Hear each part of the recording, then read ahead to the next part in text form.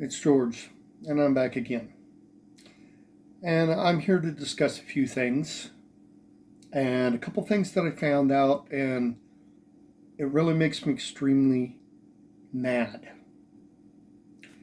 Okay, first I'm going to go back to what I was talking about. Okay, about the comet outbreak above the mesosphere in 1833. Okay, this will shed a little light on the subject. A meteoroid travels at 25,000 to 160,000 mph.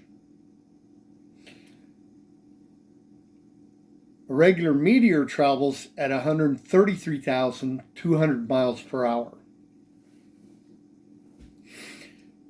Fragmentation debris, like from a comet, it travels at 17,500 miles per hour.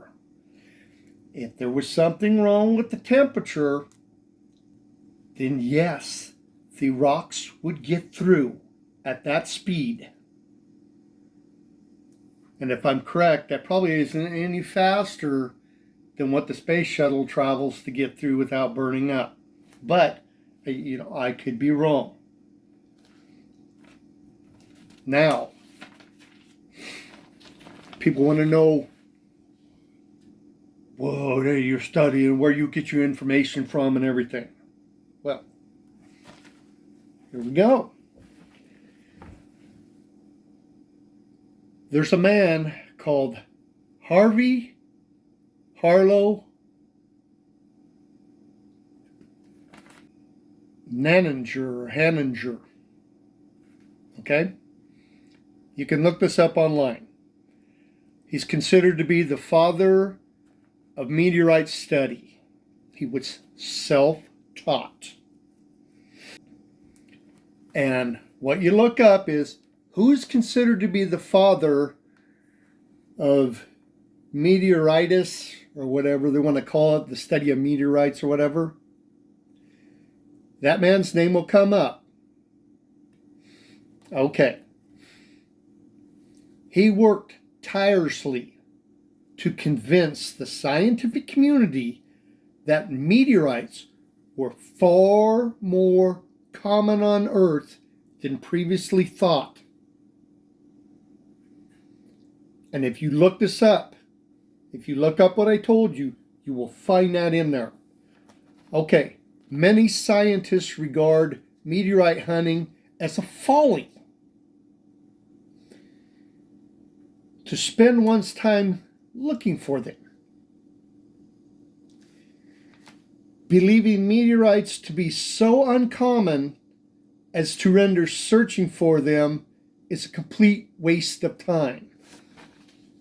Those were what your experts said above this man, who's considered to be the father of all meteorite studies. Now, if you look up Remembrance of Harvey H. Ninninger, if you look that up, he set out to follow the course of a meteor and collect the meteorites it deposited. Although all who heard of his foolhardily adventure, that's what they called it, scoffed and tried to dissuade him, which means they did the exact same thing that they're doing to me. They made fun of the person, said you're delusional. George Merrill, then head of the curator of genealogy of the Smithsonian Institution, guy above that's smarter.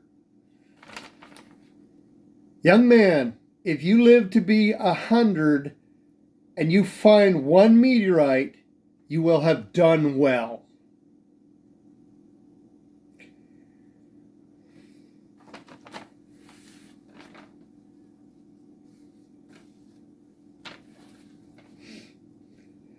Harvey Haringer, or Ninninger, however you pronounce it, He visited areas of known falls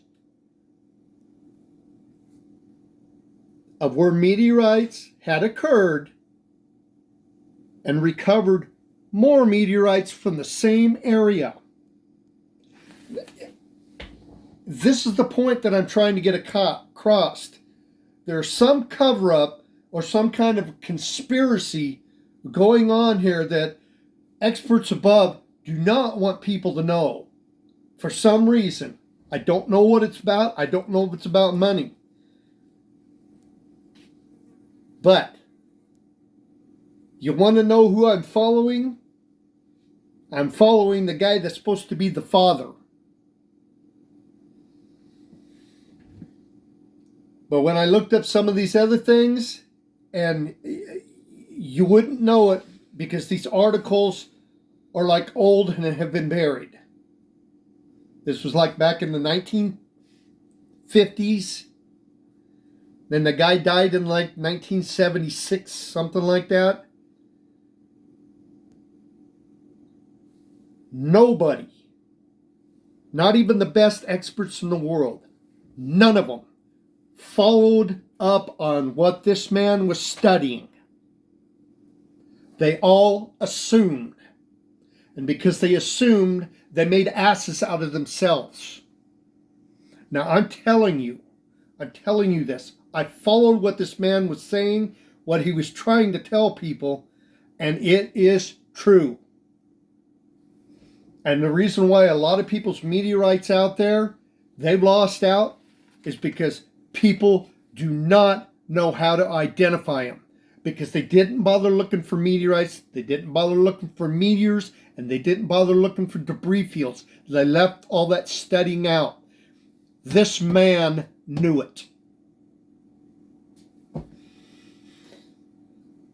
And that's about all I can say. It's all become about money and not the study of the universe and everything. And that's all I have to say.